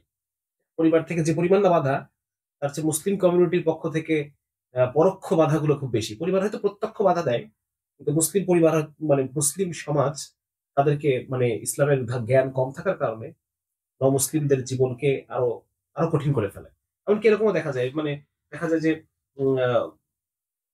মুসলিমের পরিবার মুসলমানদের রেফারেন্স টানে যে অমুককে তো দেখছি যে হজ করে আসছে, কি অবস্থা, হ্যাঁ, লেনদেনের কি অবস্থা বা সুদী কারবারের কি অবস্থা, তাই না? এই ধরনের বিষয়গুলো টেনে এনে মুসলমানদের আচার আচরণকে টেনে এনে তার ইসলাম গ্রহণটাকে মানে ইলেজিটিমেট করতে চায়, বা ইসলাম গ্রহণটাকে ব্যর্থ, বা ইসলাম গ্রহণটাকে অপ্রয়োজনীয় এ ধরনের সাব্যস্ত করতে চায়। এই বিষয়গুলো আসলে আমাদের আহ মানে বোঝা উচিত আর কি। আমি আপনাদেরকে একটা এই মুহূর্তে এই জায়গাটায় ছোট্ট একটা আমার নিজের জীবন থেকে একটা গল্প শুনাই। তখন আমরা তাবলিগের চিল্লায়, আমি তখন কিশোরগঞ্জে আমি তখন সফর করছি, কিশোরগঞ্জ। এবং কিশোরগঞ্জে ওখানে ওখানে মোটামুটি খ্রিস্টান পপুলেশন, কিশোরগঞ্জ শহরে একটা খ্রিস্টান পপুলেশন আছে, খ্রিস্টান পাড়াও আছে। যখন দাওয়াতের কাজ করতে করতে যখন সামনে খ্রিস্টান মানুষ পড়তো, হ্যাঁ, আমরা তো তাকে দাওয়াতের কাজ শুরু করার একটা পর্যায়ে সালাম দিয়ে তারপর তার নাম জিজ্ঞেস করি, করে তারপর তাকে তো যখন সালাম দিয়ে মুসাফা করে তাকে দাঁড় করিয়ে নাম জিজ্ঞেস করে, তখন জানা সে খ্রিস্টান। এখন কথা হলো যে ওই সময় তো তাকে এভাবে ছেড়ে আসা যায় না। তবে আমরা তার দিকে লোকেরা আমরা সাধারণত মুসলিমদেরকে মসজিদ দাওয়াতের কাজ করে থাকি, মুসলিমদের ক্ষেত্রে আমরা ওইভাবে করি না। তো ওইখানে দেখা যাচ্ছে যে ওই মুহূর্তে আমার এরকম মনে হতো যে ওনাকে যদি আমি এখন এই অবস্থায় ছেড়ে রেখে যাই, কিছু কথা না বলে যাই, তাহলে কাল হাসরের মাঠে উনি হয়তো আমাকে আহ, দায়ী করে বসবেন। এরকম একটা কাজ করতে করতে আমরা একদিন একটা সাব রেজিস্ট্রি অফিসে গেলাম। সাব রেজিস্ট্রি অফিসে গিয়ে সেখানে প্রতিটা রুমে রুমে আমরা দাওয়াতের কাজ করছি। হঠাৎ করে একজন একটা রুমে একজন বসেছিলেন। তো ওনার সাথে অনেকক্ষণ কথা টথা বলার পরে ওনাকে নাম জিজ্ঞেস করলাম, মসজিদে যাওয়ার কথা বললাম, তখন উনি বললেন যে আমি হিন্দু সম্প্রদায়। তো তখন তাকে আরো কিছু কথা বলার পর উনি আমাকে বললেন যে দেখেন, আপনি এতক্ষণ যে কথাগুলো বললেন এগুলো সবই আমি জানি, এবং এগুলো সব যে সত্যি এটাও আমি জানি। হ্যাঁ, কিন্তু কি করবো, দেখেন আপনারা মুসলমানরাই মুসলমানদের মতো চলাফেরা করেন না, ইসলাম অনুসারে চলেন না। সেক্ষেত্রে আমি একজন বাইরের কমিউনিটির মানুষ, আমি কিভাবে ইসলাম অনুসারে চলবো, ইসলামের প্রতি আমি কিভাবে আগ্রহ পাবো? তো আমার অতদিন ধরে আমার একটা মনের মধ্যে খুঁতখুঁতানি ছিল যে তাবলিগের লোকেরা কেন অমুসলিমদেরকে দাওয়াত দেয় না। ওনার ওই ওনার ওই মন্তব্যের পরে আমার আসলে আমি বুঝে ফেললাম যে আসলে আমরা মুসলমানরাই তো ইসলামে নাই, আমাদের মুসলমানরাই অমুসলিমদের ইসলাম গ্রহণের পথে বাধা। ঠিক আছে না? যার কারণে মুসলিমকে দাওয়াত দিয়ে তো লাভ হচ্ছে না। কারণ আমরা আমাদের আচার আচরণ, আমাদের লেনদেন, আমাদের সামাজিকতা, আমাদের মাঝে ইসলামের যে প্রকাশ, এটাই তো নাই। মুসলিম দেখবে কোত্থেকে ইসলামকে? বরং আমাদের রেফারেন্স টেনে এনে তারা ইসলামকেও খারাপ মনে করতেছে। হ্যাঁ, যে ইসলাম মনে হয় এটাই বলে, এভাবেই মনে হয় চলতে বলে। তো যার কারণে এই বিষয়টা খুব বোঝার যে আসলে আমাদের মুসলমানদের সংশোধন অমুসলিমদের হেদায়েত পাওয়ার জন্য জরুরি। এই কারণে মুসলিমদের সংশোধন আগে জরুরি, যাতে করে অমুসলিম এই আনইন্টারাপ্টেড ভাবে ইসলামের দিকে আসতে পারে বা ইসলামের প্রতি আকর্ষণ অনুভব করতে পারে। যাই হোক, আমরা আবার ফিরে যাচ্ছি। আমরা এবার এই পর্যায়ে আমি আব্দুল্লাহ ভাইয়ের কাছে জিজ্ঞাসা করতে চাই যে আপনার পরবর্তী লক্ষ্য উদ্দেশ্য কি? এই যে আপনি আল্লাহ তাআলা আপনাকে হেদায়েত দিলেন, এখন পরবর্তীতে আপনার পরিবারকে নিয়ে বা আপনার খ্রিস্টান হিন্দু বন্ধু বান্ধবদেরকে নিয়ে, হিন্দু কমিউনিটিকে নিয়ে আপনার চিন্তা ভাবনা কি সামনে? এটা আমাদের সাথে একটু শেয়ার করবেন। এখন সামনের দিকে লক্ষ্য এবং উদ্দেশ্য যদি একটা নমুসলিমের ক্ষেত্রে বা আমার দিক থেকে যদি আমি বলি, দুনিয়ার জিন্দেগিতে চাওয়ার মতো বিষয় একটাই সেটা হচ্ছে আমার পুরো পরিবারটা যদি ইসলামে দাখিল হয়ে যেত, তাহলে মনে হয় এই পৃথিবীতে আমার চাইতে সুখী মানুষ আর দ্বিতীয় কেউ থাকতো না। বা হোক রাস্তায় যদি ইট ভাঙা লাগতো বা শ্রমিকের কাজ করা লাগুক, অটো চালানো লাগুক, যা করা লাগুক, আমি আমার পরিবারের জন্য সবকিছু করব যদি তারা ইসলামের দিকে চলে আসে। বাকি এটা একটা অন্যরকম অনুভূতি হতো হয়তোবা, যেই অনুভূতিটা বলে কখনোই প্রকাশ করা যাবে না। এবং চেষ্টা করতেছি যে আমার পরিবারের প্রতিটা মানুষ ইসলামের দিকে ধাবিত হোক এবং আল্লাহ তাআলার কাছে এটাই চাওয়া। এর চাইতে বাহিরের আর তেমন কিছু চাওয়া নেই। আর এরপর নিজের দিক থেকে যে একটা বিষয়, দিনকে আরো কঠিনভাবে আঁকড়ে ধরা দরকার। যাতে করে আমরা পথভ্রষ্ট না হই। মাশাআল্লাহ, আমরা আমাদের অনুষ্ঠানের শেষ পর্যায়ে চলে এসেছি। আলহামদুলিল্লাহ, আমরা অনেক বিষয় জানতে পারলাম। মুসলিমদের ইসলামের পথে জার্নি, তাদের অনুভূতিগুলো, আমাদের মুসলিমদের কি করণীয়, মানে এটা আমাদের জন্য অনেক লজ্জার। আমাদের এখান থেকে অনেক শিক্ষা নেওয়ার আছে। ইসলামটা আসলে কি, ইসলামের জন্য কত কষ্ট কুরবানি করতে হয়, এরপরে গিয়ে ইসলামকে ভালোবাসা যায়, ইসলামকে কাছে নেওয়া যায়। এই বিষয়গুলো সম্পর্কে আমরা একটা বিস্তারিত আমরা একটা চিত্র আমাদের সামনে এলো। এবং সেই সাথে আমাদের এই যে নমুসলিমদের প্রতি আমাদের কি দায়িত্ব। হ্যাঁ, আমরা জানি যে যখন ইসলামী খেলাফত ছিল, ইসলামী রাষ্ট্র ব্যবস্থা ছিল, তখন নমুসলিমদেরকে, মানে মানুষ, অমুসলিমরা ইসলাম গ্রহণের তাগিদ অনুভব করত কন্টিনিউয়াস। সেটা রাষ্ট্রীয় বিভিন্ন কারণে, সেটা সামাজিক কারণে হোক, যে কোনো কারণে হোক, তারা কন্টিনিউয়াস ইসলাম গ্রহণের প্রতি একটা মানে টান, এবং ওই সময়কার ইসলামের কনভার্সন অনেক বেশি ছিল, রেট অনেক বেশি ছিল। হ্যাঁ, কারণ তাদের সামাজিক সম্মান থেকে শুরু করে নিয়ে, তাদের অর্থনৈতিক নিরাপত্তা থেকে নিয়ে সবকিছুই একটা মানে মানে ওয়েল ওয়েল অর্গানাইজড একটা বিষয় ছিল। একজন মুসলিমকে এই কথা চিন্তা করতে হতো না যে আমি যদি আমার পরিবারের সাপোর্ট না পাই আমি কোথায় গিয়ে দাঁড়াবো, এই কথা তাকে চিন্তা করতে হতো না।